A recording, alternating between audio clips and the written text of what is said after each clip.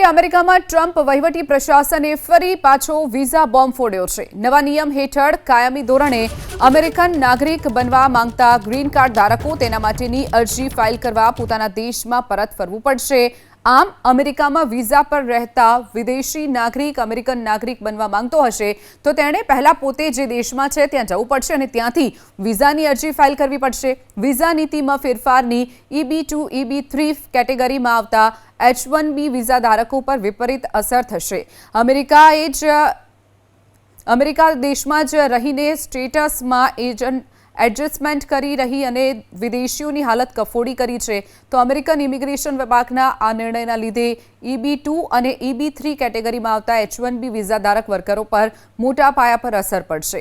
આમ ઈરાનના મુદ્દે કંઈ ખાસ ઉકાળવામાં નિષ્ફળ ગયેલું ટ્રમ્પનું વહીવટી પ્રશાસન ફરી પાછું ગેરકાયદે વસાહતીઓ અને તેના વલણ અપનાવવા પર આવી ગયું છે, જેથી આગામી મિડ ટર્મ ઇલેક્શન પહેલા ટ્રમ્પની લોકપ્રિયતાનો ગ્રાફ ફરીથી ઊંચો લાવી શકાય।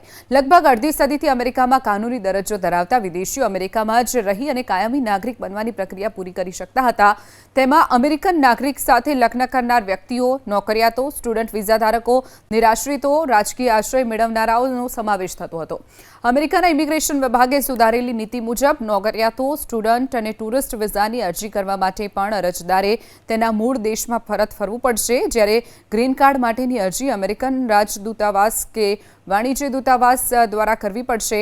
આમ અમેરિકામાં કાયદેસર રીતે રહેતા દરેક વિદેશીઓ અમેરિકામાંથી પરત તેમના દેશમાં જઈ અમેરિકન નાગરિક બનવા માટે અરજી કરવી પડશે। આ બતાવે છે કે અમેરિકાએ ઇમિગ્રેશન નીતિના મોરચે કેવા તળિયાઝાટક ફેરફાર કર્યા છે।